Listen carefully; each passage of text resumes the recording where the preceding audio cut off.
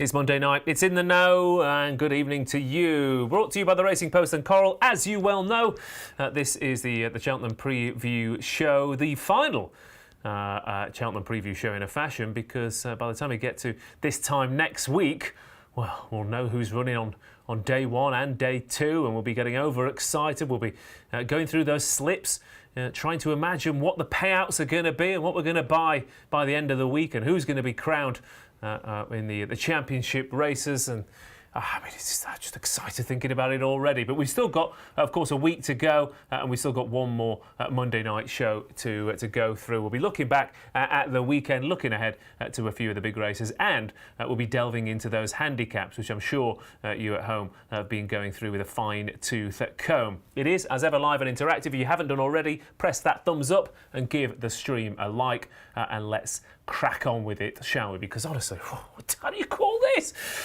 But we've got plenty of time to go through those races, and we've got plenty of sharp minds who, by now, if poor Kealy doesn't know what he's tipping for every single Cheltenham race, then, well, something's gone wrong. Keels, welcome back again. This is a problem, though, isn't it? Rain on the horizon. Yeah, snow on the horizon. Snow on the horizon, yeah, freezing, cold, windy. Who knows? I always find it, I got a great idea of what I'm going to do in the weeks in advance, and then when you see the final decks and they're on the page in front of you, something else jumps out, doesn't it? Yeah, absolutely. So we'll have to wait and see. But there's obviously plenty up here at the moment. I feel like all these shows are more a sparring session. You've kind of got to stop yourself overexerting before the big week. So it's about getting every little bit of information in your brain, but not quite firing the bullet yet. Yeah, but when you're asked to fire the bullets, you've got to, haven't you? Yeah, exactly. Yeah, you've got to be ready. Tom Segal, good evening to you, my good man. It's just over a week to go, mate. Yeah, every year this time, Ross, I try and have a few days off of thinking about it, actually, because you sort of get, so many, you get your preconceived ideas, and you start thinking about things that you don't really want to be thinking about. So I'm having a few days off. After this show, I will not think about Cheltenham, hopefully, for a few days, and try and refresh the batteries and sort of come in afresh on Monday. Yeah, it's like whenever I'm writing something, doing anything creative, I have two processes. It's the splurge and then the edit. So it's get all the thoughts, all the ideas out, come back the next day and look at it and go, well, half of this is absolute garbage. So, but you need that gap between, don't you? Absolutely right, you do. Yeah. Because some also when you hear so much about Cheltenham, don't you? You can't avoid it, but you hear people are telling you this one's brilliant, and they, if you concentrate if you think too much about it, it gets stuck in there, doesn't it? And you can't sort of changes the way you think about races. So I try and come with a clean slate. Have a few days off, come with a clean slate towards the end of this week and on Monday, and then crack on from there. Okay, and we'll be talking to David Stevens tonight as well. We've had Simon Clare past couple of weeks, so it's a very cold welcome to you, David. Actually, it's going to be a pretty bitter week. I don't know if that's anything to do with you. Good evening, Ross. Good evening, gents. Now, I'm not taking any blame for the weather conditions, but it's great that we've started an In the Know by saying there's rain on the way. There's been no rain for weeks and weeks. Let's hope it doesn't. Cold weather particularly doesn't interfere too much, because we are just a week away now, and I know Tom's taking a few days off. No such luxuries in the world of bookmaking, of course. I should be hard at it for the next 7 days, and then, of course, the 4 big days. But then I will be taking time off. Sorry, David. I'm just. I think I've left the violin outside in the office, but I'd love to know what your version of hard at it is. Kills. You've seen me in action. But there we go. But you're you need to steady yourself though, because like you said, you keep saying that the Fox Hunters is the second biggest betting event of the year and everything. You need to still be going by then, David. People always sort of question why we say Friday's such a big deal, but I promise. Friday's a step up on the first 3 days, and those shoulder races of the Gold Cup, the Albert Bartlett and the Fox Hunters, honestly, good results in those 2 races go a long way to dictating our week. But so much to look forward to. It seems like we've been talking about it for weeks and weeks, but we all love it secretly. We do indeed, and then we go for a lie down in a darkened room for a couple of hours, and then it's the Midlands National. But you've got a few. Have you got any price boosts up your sleeve for the evening, David? Anything you want to throw in before we get stuck into the show?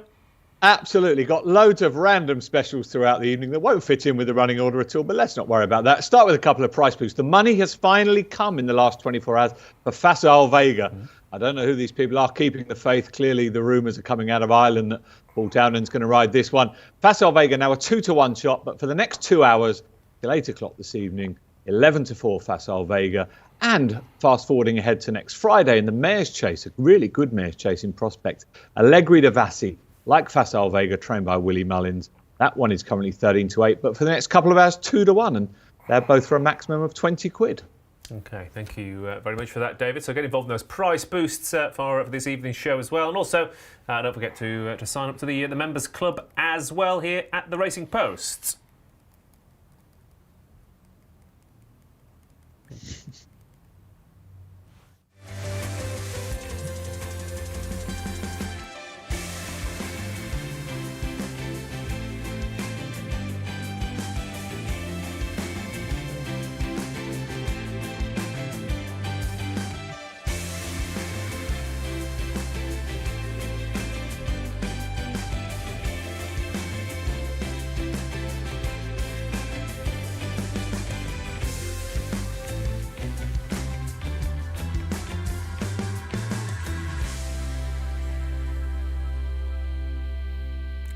Go. So let's look back at the weekend briefly. It shouldn't have too much of an impact on the Cheltenham form lines. We've got Doncaster, of course. We had Newbury. We had a couple of Irish meetings as well, and of course we had Kelso. But I think if they trouble the form lines, it'll only be on the borders. But we'll come to you first for Keels. Very good. Thank you. For a few, we had some nice winners. Of course, Benson will be going for a potential big. He'll be going for a double, and he actually won pretty well in the end, didn't he? Like against a horse that was placed at the festival last year as well in Colonel Mustard, who was third to Snake Man. He's definitely got a chance, hasn't he? He's got course form as well. He didn't quite stay behind. I think it was Gamble Road. I think he ran in a novice handicap a few years ago. But he looks a different horse these days. Yeah, he looks a different horse. Obviously, he dropped down the rates. He probably was still quite well handicapped to Kelso, but he's going to have a chance. He's obviously in the form of his life. The big form line for Cheltenham was Nemean Lion beating Colonel Harry, because obviously they were third and fourth to Mewis in the Tolworth, and they dominated that Grade 2 Premier Novices hurdle pulled well clear of the others. Big boost for Timurus. I went back and I've watched Timurus a couple of times since, and he'd have beaten them pretty much on the bridle if he hadn't got in close to the second last and then almost took the route to the last with him. I mean, he almost kicked it out of the ground, and to do that on soft ground at Sandown, it must be tiring when that happens and you lose momentum. So he picked up again. So I'm beginning to warm to his chances. Yeah, especially as, like you said, the more you look at the Irish form. Well, the more you look at the Irish form, it just doesn't look that strong. I mean, I keep banging on about the bumper, but the true fact is about the bumper, apart from Facile Vega, every other horse who ran in the bumper last season that's tried their luck outside of novice or maiden company has been well thumped. Yeah. Like, you know what I mean? So there's no doubt about it. It wasn't a good bumper last year. It doesn't mean Facile Vega isn't a really good horse, but all he's done is beat Ilite Tomp and then get beaten by Ilite Tomp. Yeah, and I think is it one bumper winner winning the Supreme Novices in 30 years as well, which they don't. It's strange because I think the last few years of the bumper has been very good. Yeah. But in previous years, not so much. Like, you know, I mean, the last. The thing few is, years, it is a slightly different game these days, isn't it? You think it used to be, those future top class horses would go through the bumper, but now if you think, well, yeah, the bumper horse was good, but we've got a 4-year-old from France who's a stone and a half better, and at the end of the day, you have a maximum of 20 horses running the bumper. You're going to have 400 or 500 horses trying their luck over novice hurdles the following season, aren't you? Yeah. I mean, law of averages tells you that the best horses probably aren't going to come from the bumper. Yeah. At the end of the day, it is just a flat race for inexperienced horses. We put a grade 1 onto it or whatever, but I always say that you get a decent 90 rated flat handicapper and that win a champion bumper every year. You know what I mean? They haven't actually achieved that much. That's the point. Fair enough. So Tom, from the weekend, like I said, the Million Lion form interesting. Santos blue bolted. I don't necessarily think he'll go. Calico though, maybe John Bon wasn't so disappointing after all. Maybe he was just taking on a horse in very good form, and nice to see Gavin Cromwell coming to form at the right time as well. So there might not be direct influences to Cheltenham winners, but there are a couple of interesting angles. Yeah, possibly. I mean, I always think the closer we get, these horses aren't. Everyone wants to get to Cheltenham. If they're not going there, there's probably a reason why they're not going there. I don't know. Yeah, I'm not one for trainers in form and out of form because you just can't predict it. As soon as I think a trainer's in form, they'll go out of form. As soon as a trainer's out of form, they'll have a winner and they're in form. So I don't know. I don't look at stuff like that really. I did think Calico did fine, didn't he? He's a sharp horse that jumps well. He put John Bon under a bit of pressure, but it probably is irrelevant to whether John Bon can win the Arkle or not, if truth be told. Fair enough. Yeah, it's just everyone says, he made heavy weather of beating this handicapper, but at the very least you want to do if you beat a handicapper is for the handicapper to go and win a handicap, don't you? Yeah, well, absolutely. But you'd expect, John Bon's a top class racehorse, isn't he? I don't care, kind of fancy him to win the Arkle, but he's a brilliant racehorse. Yeah. If anyone says so, so you'd expect him to be Calico. Yeah, as you say, it's not a negative for his chance. Put it like that. Yeah. David, any big moves from the weekend's action? What did that do to Timurus, for example, in the Supreme Novices? You said there's money for Facile Vega. It sounds like that market might be warming up. Yeah, a little bit of money around for Paul Nicholls, Tolworth hurdle winner as well. He's now 8-1 from 10-1. Plenty of positivity coming from Ditch Eat. At the moment, it's like the Paul Nicholls of a few years ago, which is great. Adds a lot of spice to the festival. Mentioned Benson there, won the Moor Battle. He is in a couple of races. He's 20-1 for the Coral Cup. He's 14-1 for the Martin Pipe, going for that 100 grand bonus. And not Cheltenham related, but Lamilos, split opinion amongst the bookmaking community at Coral. They were impressed by his second place in the Premier Chase, and he's 16 from 20 for the Randox Grand National. But I think he was pushed out in other places, so mixed messages there. And just finally, down at Newbury, the great match didn't happen, Zanza versus Paint the Dream. But I know Kills was on the winner at a big price anyway. So well done, Kills, for tipping the big buy. Always worth mentioning that. Thanks, mate. Yeah, nice to get a decent winner. I jumped off him on the Saturday in the Racing Post because he'd shortened a lot, but the money was already down at a decent price, so yeah, very good. I was impressed with Lamilos. I think a cut was probably warranted rather than a push out. He was winning easily until he got knackered, wasn't he? And it's as simple as that. And the trainer said beforehand, I don't think he's quite as fit as I want him to be. So yeah, there's nothing wrong with that one at all. Okay, lovely stuff. And I just got to double check with the producers. Are we doing the handicaps now, or are we going straight into the races?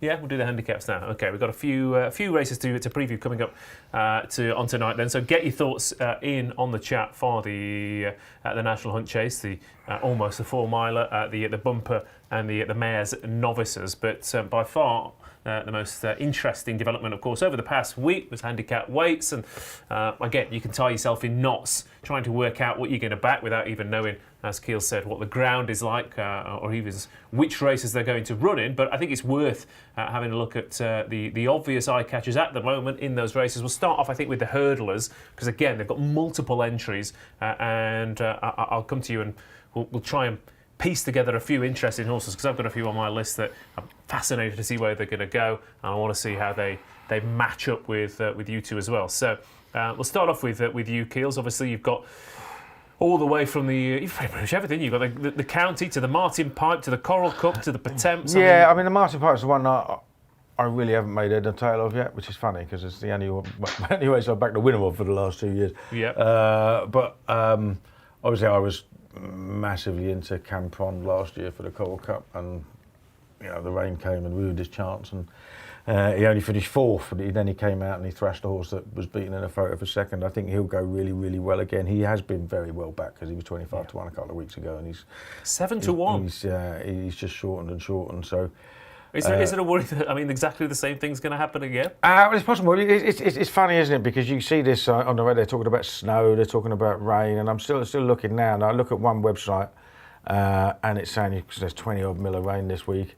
But you go to the Met Office, and they've literally got next to nothing Friday, Saturday, Sunday.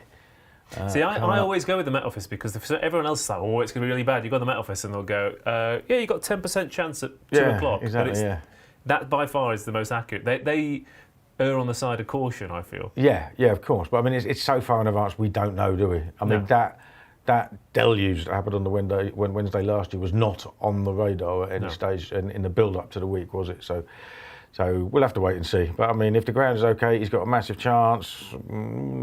I don't know whether I'd back him at 7 to 1 now. You know what I mean? Because everybody's jumping onto it, but. And of course, that a lot will depend on, because most of his rivals have multiple entries, so it might well be that they go elsewhere. Yeah, of course, but it's still, what's the maximum field for the Coral Cup? 26. There'll be 26. Yes. You know what I mean? It's still going to be really hard. Yeah. I do like in the Potemps final. I do like the horse that was 3rd in the qualifier at Cheltenham in October, Ante-Post. Obviously, Shoot First won it as favourite. Salvador Ziggy is second favourite, as second or third favourite. Yeah, Ante-Post is a little bit further down the list, and that's because he's trained in Britain, I suppose. But John Joe O'Neill's won the race 4 times, which is more than anybody else. And the only time he was out of the frame in a handicap hurdle was when he slipped after jumping the first at Cheltenham in November 2021. Other than that, he's just been an absolute model of consistency. And if John Joe O'Neill has put him away for this race after that, then to me that's good enough for me, because he's very good at this race. Yeah, and the British had the Tricast last year, of course. This was the one hurdle they really. Yeah, exactly. Dominated. I mean, apart from that, when Britain absolutely got thumped a couple of years ago. I mean, last year it was 11-10 to Ireland going into final day. Yeah. In the previous year it was just as close, but in the final day it is 19. In those 3 years it is 19-2. Yeah. That's when just throw all the British away on the Friday. Yeah. And crack because that's on. when Mullins goes right. Because that's when they go mad. Mullins and Elliott, they get their really well handicapped hurdlers. You've got the county hurdle that day. Yeah. You've got the Martin Pipe as well. So. I'm quite happy to row in with just horses that I fancy. I don't care where they come from, to be honest. Yeah. Okay. Fair enough. The Potemps, of course. Obviously they've changed the past couple of years the qualifying criteria as well, and I think that might have made it harder for the Irish to sneak one in. Because you've got to finish in the first 4. Yeah. Because it used to be, didn't it? Find the best race, see what runs on, and gets up for 6th in one of them, and suddenly they've got a stone in hand from. Yeah. From an Irish perspective, that punches down on Leopardstown. Yeah, it's possible. They've only got a couple of qualifiers as well, of course, haven't they? Yeah. Which is why you get a few come over here. But obviously, Shoot First was clearly very well handicapped when he won that race, and Gordon Elliott's put Salvador Ziggy away. We all thought Maxim was going to be the one after he sluiced up at Leverstown, didn't we? See, I still think he might be the one, because surely, to me, that is, we just need to get a run in him. Quite frankly, we couldn't give a monkeys what happens. Let's get a run in before December. Yeah, it's possible. Between December and Cheltenham. I think he £7 claimer last time out, sent off favourite, beaten halfway down the field, giving a bit of a breather. It's possible. Yeah? It's possible. But I mean, the other one has obviously just been laid out because he hasn't been seen at all since. Yeah. And he's already qualified.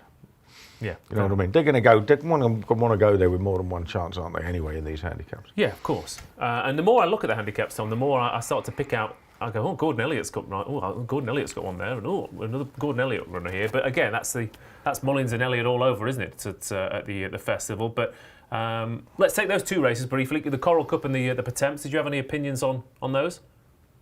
No, not a fan of the Pertemps. I never have been. If there's one race that you could get rid of, for me, that's the Pertemps. I've never had any luck in that. Coral Cup, I agree with Keels about Camprond. I think he's got a very good chance. The other one I had a look at very briefly was Noel Mead's horse. Noel Mead's got Beacon Edge running in that, who was fourth in the Stayers a couple of years ago and then ran quite well behind Blazing Carl last time. Wondered if he was on the way back. Mead's quite shrewd with these handicappers. Jeff Kidder, Road to Respect, 2A Permy was second in a Pertemps or third in a Pertemps recently. So I had a look at him. I haven't gone into these too many of the handicaps in great detail, Ross, for the simple reason we said earlier. Don't want to know. I don't want to have it all rustling around in my brain until I see the runners, because you just know too much. Yeah. So in that case, Tom, let's be a little bit David Stevens though, but at random points throughout the evening, David Stevens will appear. Yeah. And if you hit him with a little hammer, you win a prize. Tom, so what do you?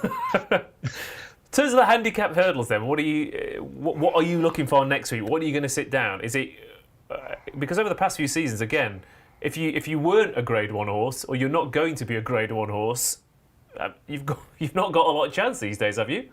No, well that's because all the powers with Mullins and Elliott, isn't it? So they can run Grade 1 horses in handicap. Galopin des Champs, State Man. They've won handicaps, didn't win Grade 1s. They're the Champion Hurdle and Gold Cup horses this year. You know what I mean? When they were, they won the County Hurdle and the Martin Pipe. So he can run his superstar horses in handicaps. So therefore, it makes it really difficult. I think it's harder now. They've got to have 4 runs to run in these handicaps because there can't be a State Man this year. But there could be a Hunter's Yarn or something like that could run in the race.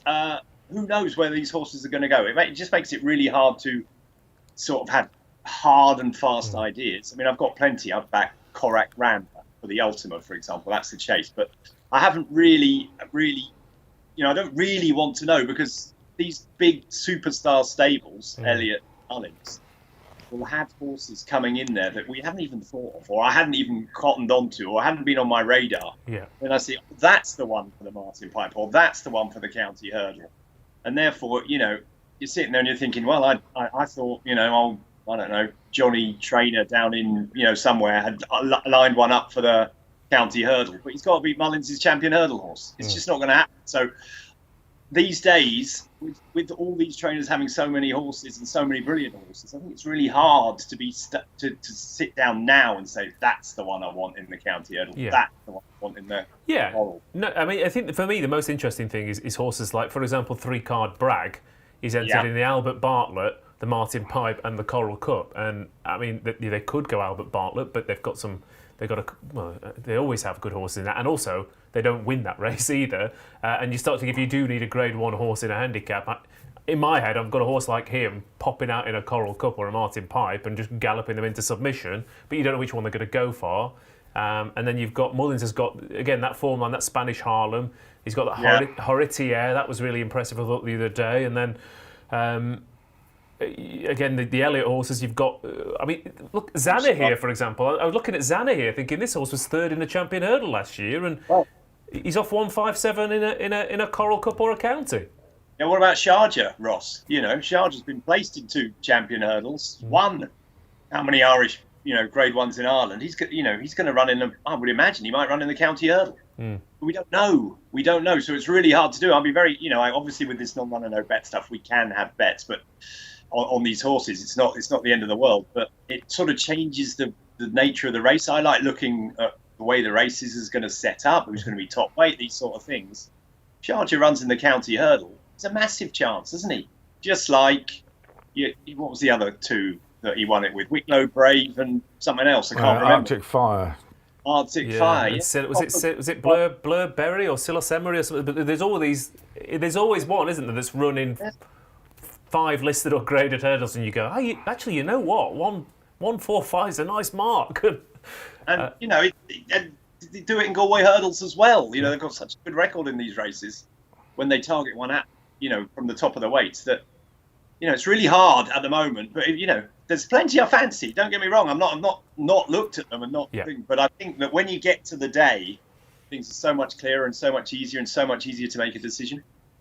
Yeah, that's fair enough. But like I said, there are a few on my list. I mean, like, for example, Pied Piper's been on a list all season. I'm thinking, well, they're obviously going to think, well, we can't win a champion hurdle, so we're running the grade ones and then and pop up of a nice mark in a handicap. But in terms of market moves, David, for the handicap hurdles, obviously, Keels was saying Campron's being smashed. There's again, with the no run and no bet.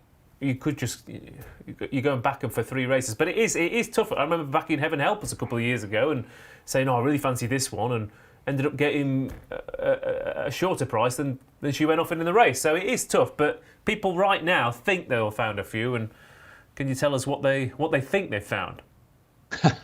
Yeah, I mean, look, the non-runner no bet obviously makes a big difference. We do see an increase in activity, but Ante-Post turnover is always dwarfed by what happens on the day. And once we know the final fields, that's when it really gets interesting. But Campron, look, it's been well touted in all the Cheltenham previews. I know both the chaps on the panel with us tonight are both big fans of this horse, and it's been backed accordingly and shortened again this afternoon.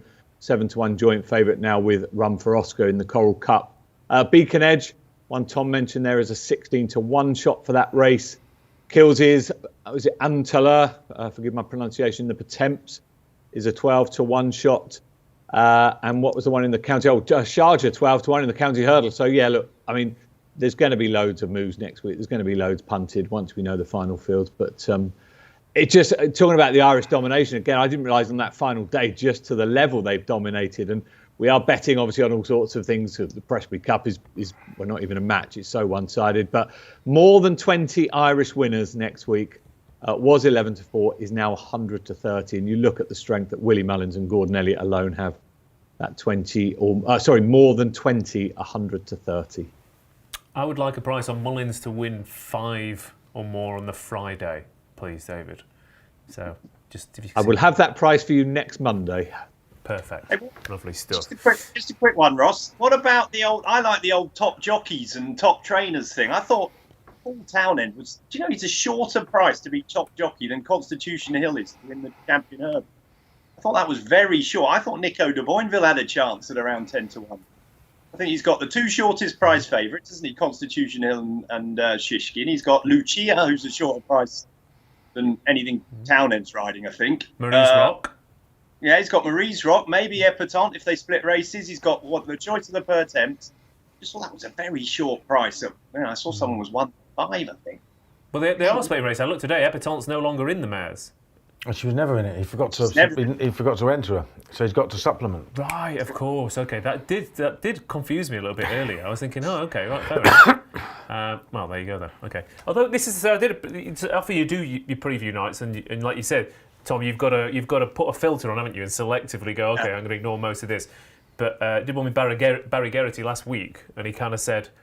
He almost was too confident. I think he said, "Well, I don't, they won't run in the same race." And he said, "Well, I don't think they'll run in the same race." So in the back, but we don't know what that means, do we? That might mean Epatante goes to the champion, and Marie Rock go for the mares, or Marie Rock goes for the stayers, and Epatante goes to the mares. So who knows? Yeah, who knows? But I just thought that was. Do you want a price, David? Have you got a price on that? Yeah, I mean, the Coral compilers are very much in agreement with Tom on this. I mean, we're 1-2 Paul Townend, which I think is probably around the bigger price you'll get on Willie Mullins' jockey. 9-2 second favourite Nico de Boinville. So, yeah, I mean, look, I said we're pretty much in agreement with what Tom is saying there. Tom, you said you haven't backed anything in the hurdles, but you have had backed Corach Rambler for a follow-up in the Ultima. Is there anything else? Well, talk to us about Corach Rambler. Is there anything else? Yeah, no, I back two. I like novice chasers, so I back the one named after me, Saint Segal. No, surely not. Saint Segal, which is a place in France. I like him a lot, actually. I think he's a real strong traveller. He should have won at Doncaster last time. I know he's got to step up in a little bit on that to win, but I thought I watched the Boodles back last year, and he literally tanked through it. I mean, him, Gaelic Warrior, and Brazil were the only ones you could ever see winning from about four out that day. He faded a bit because he was a bit too keen, but I think he's a much better chaser than he is a hurdler, so I could see him going well as a novice in the Grand Annual. But Thorat Ramble is the one I like most, simply because horses come back time after time and run well in the Ultima. You know, you got your Holly Wells and your On Tom Port 2s and your Beware the Bears and your Vintage Clouds. Year in, year out, horses come back and run well in that race. He's 2 from 2 at Cheltenham. I noticed the price has sort of started to go, and now he's into favourite. I just thought he had a very, very solid chance. He's only £6 higher. Ran very well on ground that would have been too quick in the Coral Gold Cup. See, I got it in again. Every week I do that, Steve. I hope you know this. And I just thought he'd go really well. I just think he's got a lot going for him. I can't believe they're sort of, would think we won't have him fully round up for a Cheltenham race to get him ready for Aintree. I don't think that's the way the Russells would think and Pete School would think. So I really like him. He'd be my favourite, the most one I'm most keen on in handicap days. Okay, there we go. I thought the horse that beat him at Carlisle would be quite interesting, depending on what he goes for as well. Beauport. He looks like a proper Twist and Davies improver with a handicap mark. What about you, Keels? What about the chasers? Well, in the opener, I have backed Natalam against Corak Rambler. Okay. Just thought he's run really well in a Paddy Power and another 2.5 mile chase at Cheltenham where he was strong at the end both times. Travelled a little bit better than first time. Cheek pieces. The fact that he wasn't even put in a 2.5 mile chase here suggests that they've been waiting to up him in trip. So obviously there's been plenty of money for him as well. I'm very much warming to the chances of Elixir and Nuts in the Grand Annual. Yeah, He's got no chance of the Grand National. That'd be a double up, wouldn't it? I'm very much warming to the chances of him. Myself, Simon Clare did a preview last night with Joe Tizard. He said that's where he's likely to run because he's in the plate. But his form's just really good. I mean, he was 3 starts ago. He was second to Excitations, beating the neck. He won by 10 lengths next time. Next time out, Elixir Nuts / Galahad Quest. He won by 7.5 lengths next time at Warwick, and then he's running the Game Spirit, where he split Fun and Sivilla, who'd obviously won the race last year and finished second in the Champion Chase, and Grenadine, who's a 3-time Grade 1 winner. He only got to put up a couple of pounds for that. And the yard ran Oiseau de Nuit in the Game Spirit before winning the Grand Annual. They stuck an Irish unknown £7 claim on the time. Just be very interesting to see what they do jockey-wise then. But I think it was Stephen Clements that was on it that day. So just quite like the look of him. Still get a bit of 20 at 1 about. Okay, there you go. A few for the chasers then. Dave, a couple of questions for you before we move on. What are the biggest movers in the handicap chasers, and do you have any more of those impromptu random price boosts up your sleeve? Yes, I do. Corak Rambler and Natalam, 8-1 co-favourites of 3 in the Ultima. Fast or Slow is the other 8-1 co-favourite in that race. Sorry, Into Overdrive as well, 4 8-1 co-favourites in that race. Elixir de Nuts, Keels mentioned there yet. Joe very sweet on that one, is a 14-1 shot. Saint Segal is 16-1. And let's chuck in a completely random Constitution Hill to come up with the biggest winning margin of next week's festival.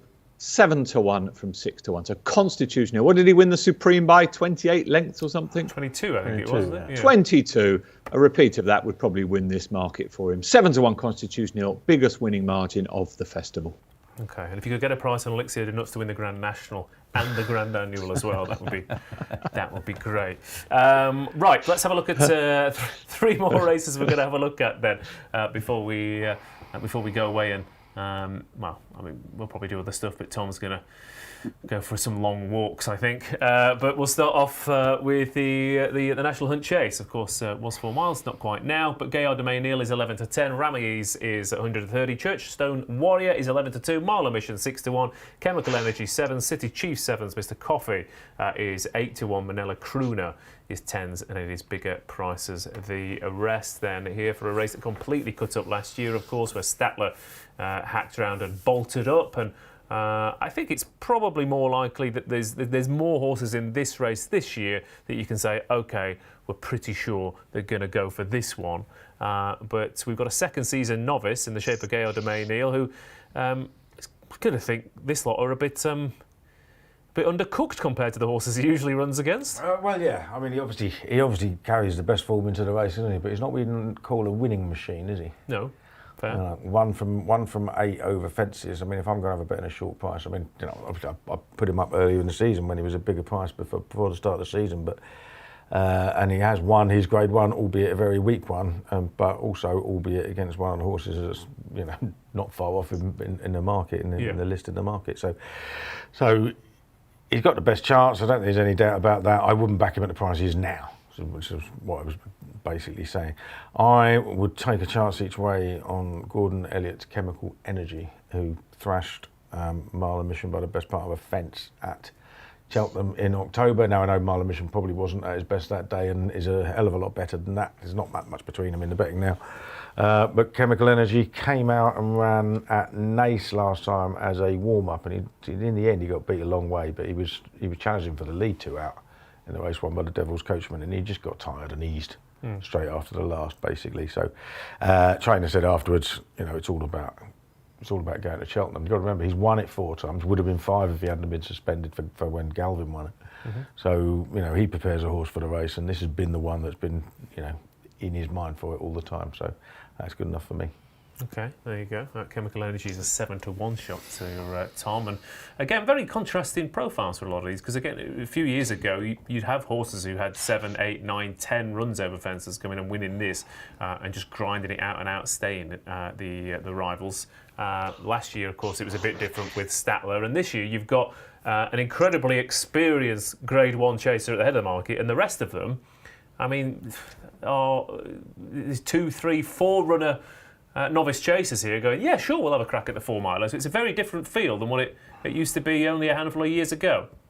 Very much so, yeah. I think there'll only be a few runners again. If you look at the market there, first 2 are owned by the same bloke, and so is City Chief. Now, I can't believe all 3 of them are going to run. I would imagine one of them will run, and it will probably be Gaillard de Maynil.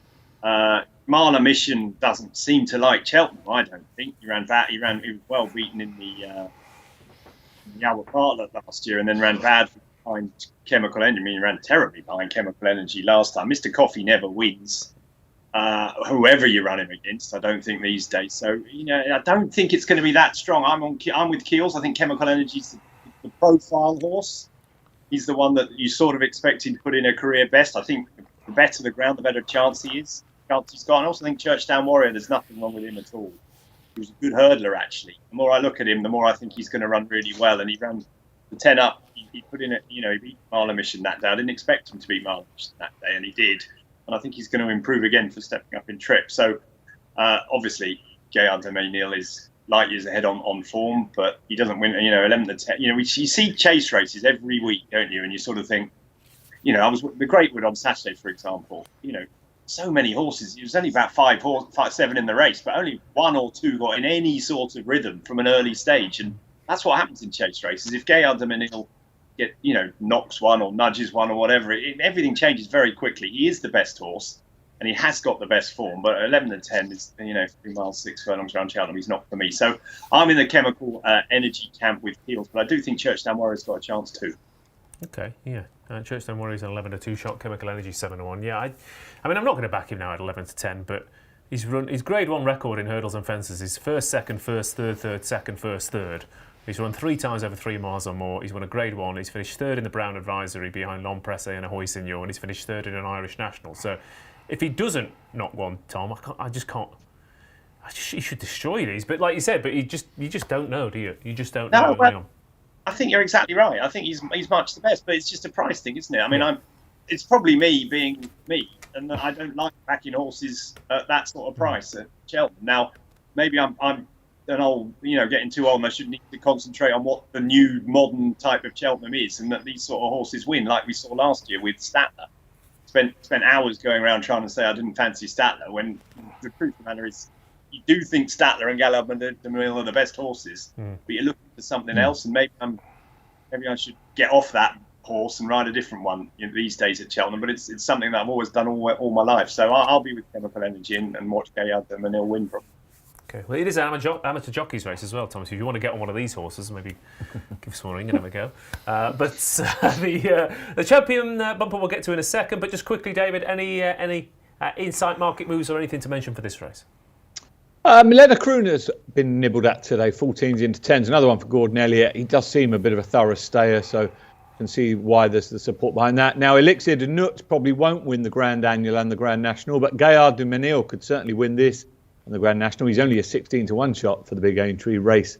Very well back for this one, as we can see, 11-10, and forms part of an incredibly strong Willie Mullins raiding party. And Willie, to break his own record of 10 winners at the Cheltenham Festival, more than 10 next week, 9-4 from 7-4. Gaillard de Menil. I think if the likes of Jean Bon, obviously Constitution Hill, have gone in earlier in the day, then I think Gaillard de Menil, a bit like Statler last year, will be very popular on the day in all the multiples. Okay, thank you, David. Moving on then to the champion bumper. Let's have a look at the prices there, where I think we might have another Willie Mullins favourite. Who knew? It's For Me is the 130 favourite. A Dream to Share, 4-1. Fun for fans of obscure Reason Mortimer sketches is 7-1. Chapeau de Soleil is 8-1. Factor File 10-1. Better Days Ahead 10-1. Western Diego 10-1. 12-1 Encanto Bruno, and then bigger prices the rest. The champion bumper, Tom Segal. Again, who knows which way you're going to go with this, because you could say, what's the point? I hate it. Or it could be in the Tom Segal contrarian, loving to get stuck into it camp. So, which is it to be? The thing is, Ross, you've thrown me there, but I do think I don't mind the champion bumper for the simple reason that I don't think anyone knows what's going on in the champion bumper.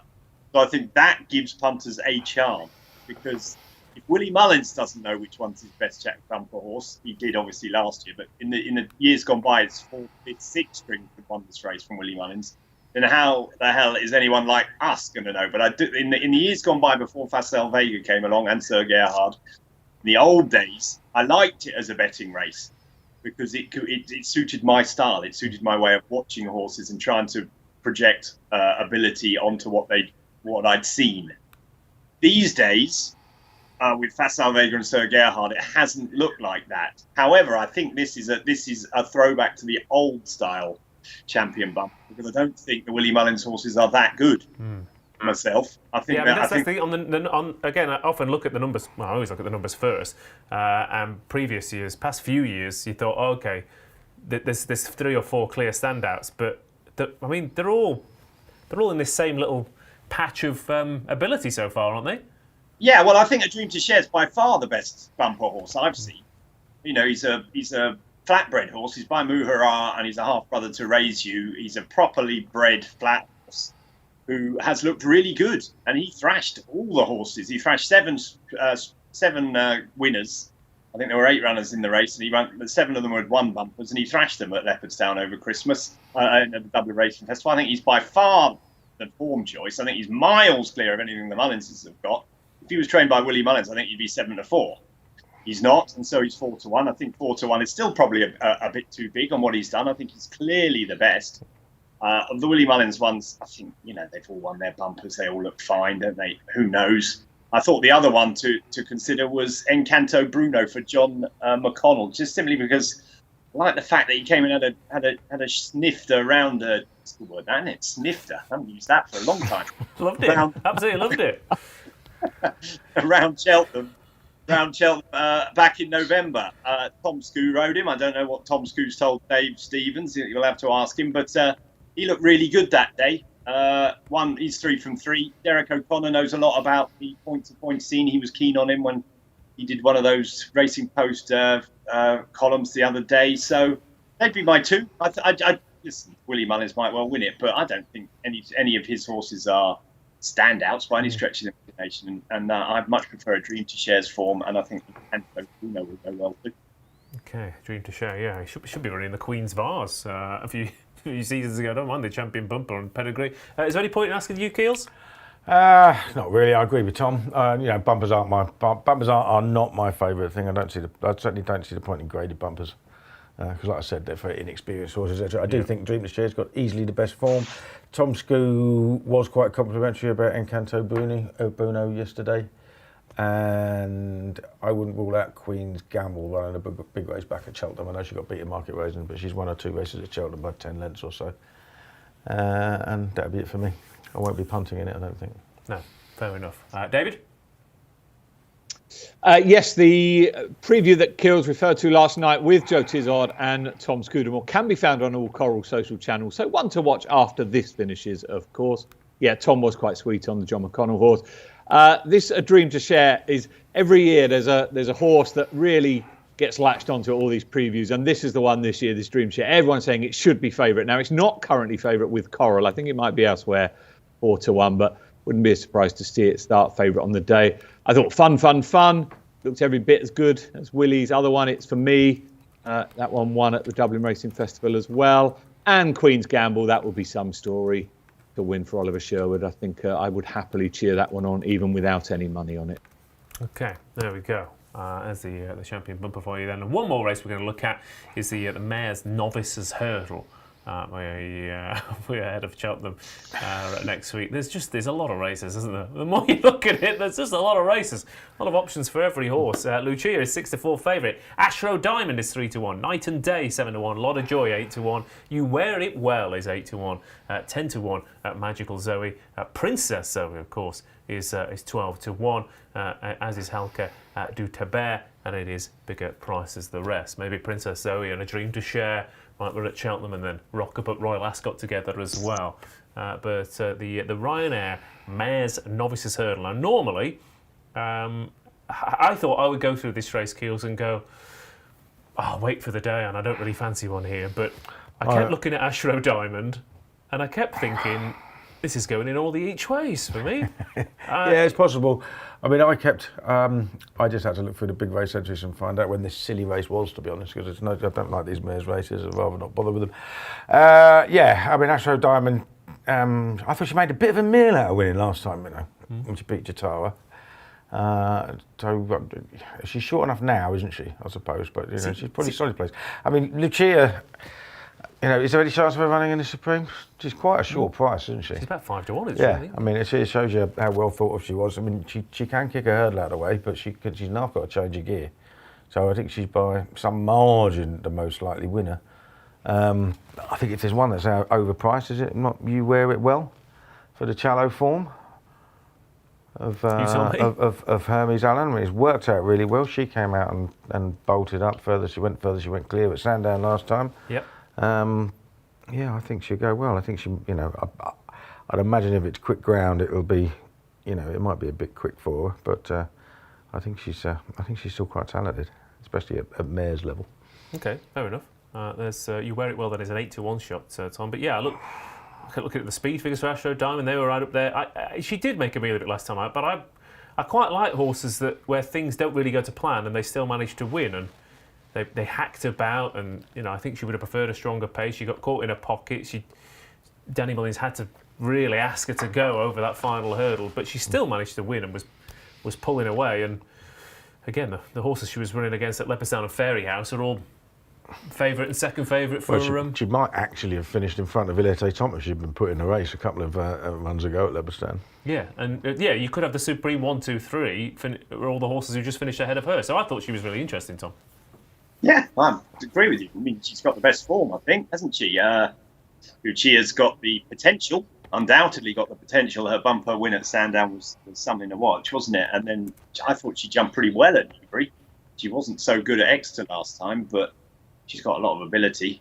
I mean, I'm hoping she wins from a Nico de Boinville bet, but I agree with you. I think all the Mullins horses in there, including Princess Zoe, the other Mullins, Tony Mullins. I thought she had a really good, on flat form, her and Lotta Joy. She's miles the best. Lotta Joy was a pretty decent flat horse who's taken well to jumping. The form of her run behind Deep Cave, where she probably should have won, and then Deep Cave ran really well in that good land race at the Dublin Racing Festival. I don't think she's a bad mare at all, Lotta Joy. And everywhere I go, which isn't very much these days because I'm stuck in this place. I was going to say, hang on, where are you going, Tom? What, living room? What, Yeah. are they they're talking about it around the local, the Reading basketball scene? When people phone me up, let's put it like that, all they ever talk about is night and day. And she's obviously very talented for Willie to have started her, I think, in this race. Was it last year? Yeah.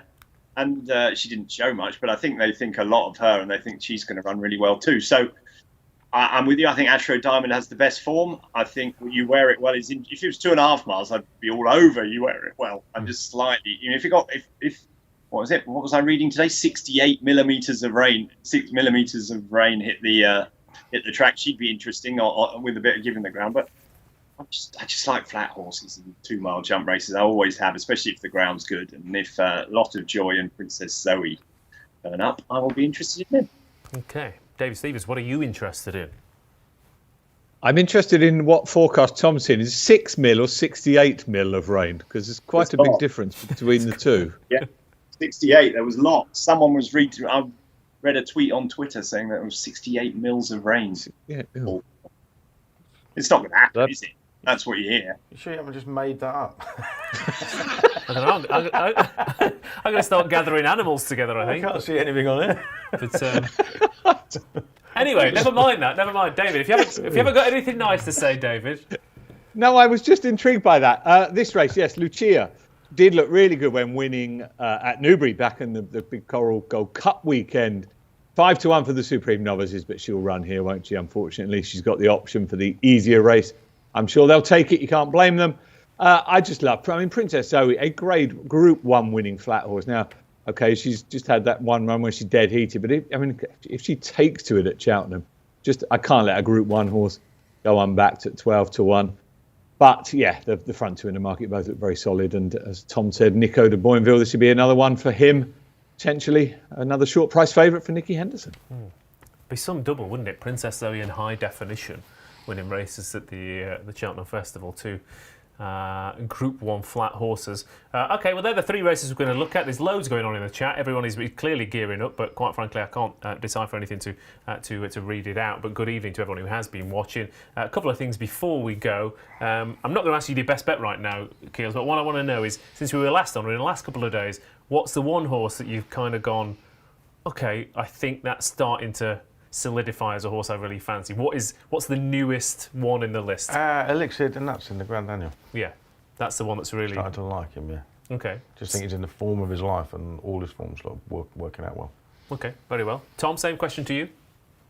Not as big a price as that. But it's the more I watch him Pere Pass run, the more I think he's going to win the Ballymore. Okay, yeah, fair enough. And I think, like I said, Ashro Diamond. I started to look at that Mayor's Novice and thought, I'm not going to find anything here, but that did look good. David, same question to you. It's contagious when you speak to these trainers, and yeah, not only Elixir de Nuts for Joe Tizard, but Oscar Elite in the Ultima as well, only a pound higher than when he was third in the race last year. So, look, it goes without saying it would be great if they could have a good week next week. But before that, I've got to give a mention to West End Boy, trained by Joe Tizard, runs for the Coral Racing Club in the opening race at Sandown tomorrow. I should be there, along with the winning owners for the day. So we're running against authorised speed. So we might be running for second place, but I'll take that right now. Okay, fair enough. And one last thing, Tom. Of course, this week we got the Imperial Cup and we got the EBF final. 2 absolute crackerjacks of handicap hurdles. What wins? I see Monviel's turning up. That was one of the ones we took out of the Betfair hurdle, of course. What wins the Imperial Cup? What wins the EBF? Ooh, I don't know what wins the EBF. I did John Joe's horse, Credibly, or something like that. I can't remember. Something like that. I thought he had a chance. I've been following him since he ran second at Chepstow. Credibly, is it? Credibly, I think it is. That's it. Montiel I do like in the Imperial Cup. Okay. Keels? I haven't started on those 2 yet. Will be revealed in the weekend or on Wednesday, hopefully. Okay. But it's difficult, and Tom gave one for the Ida the other day. It went from 25s to 8s by the following morning. So I don't want to be doing that before I start going to tip it. No. I want to get stuck into that EBF though. Every year there's a handicap debutant proven over the trip who's run to a level good enough to win that race. And the market always goes with horses who are either stepping up or have won a couple of handicaps. And there's always one who you think, oh, okay. So I absolutely love that race. So there's a few on the list, like Tighten Our Belts, who was second last time out. Cuthbert Dibble might be interesting as well, and maybe Theatre Man. Do you remember Cuthbert and Dibble, Keels? Yeah, and Grout. Was it Grout? Grout? Grub. You don't want to eat grout. Cuthbert, Dibble, Grout. Yeah, that's it. Cuthbert, Dibble and Grout. There we go. That's all my nicknames for you tonight. We've got Cuthbert to my left. Cuthbert, Dibble and Grout. There we go. I'm going to end on that, quite frankly. Guys, we'll see you here back in the same place next week, and then it'll be Cheltenham Eve, Tom. Yeah, Keels, you'll be down at Cheltenham. Will you be on this show next week, or are you off? I think I'm allowed on it, yeah. Cool. Yeah, so it'll just be me in the studio on my own all You week. on your own, yeah. Will it? Yeah. Oh, I at least thought Cuthbert, Dibble or Grout might come in, but it's just me on my own. Oh, fair enough. Okay, David, we'll have a good week. Will it be you or Simon, or are you splitting the duties? No, it'll be me. I'm the grafter of the team, no question there. By the way, anyone under the age of about 35, we're thinking, what the hell are we talking about with Cuthbert, Dibble and Grub? But all I can say is Google it. Google it. That's the answer. In fact, you don't even need to watch the show at all, do you? Just Google it. It's quite frankly the answer. Keels, I won't see you next week then, mate. But No, you won't. Off to Cheltenham on Sunday. So. Yeah. Well, I hope you survive the week, and I hope you back a winner before the I'm not allowed to drink now. I've got to do this show every evening. Yeah, there you go. Job done. Thanks ever so much to everyone for watching. Again, if you haven't already, like the stream, and we'll see you next week for Cheltenham.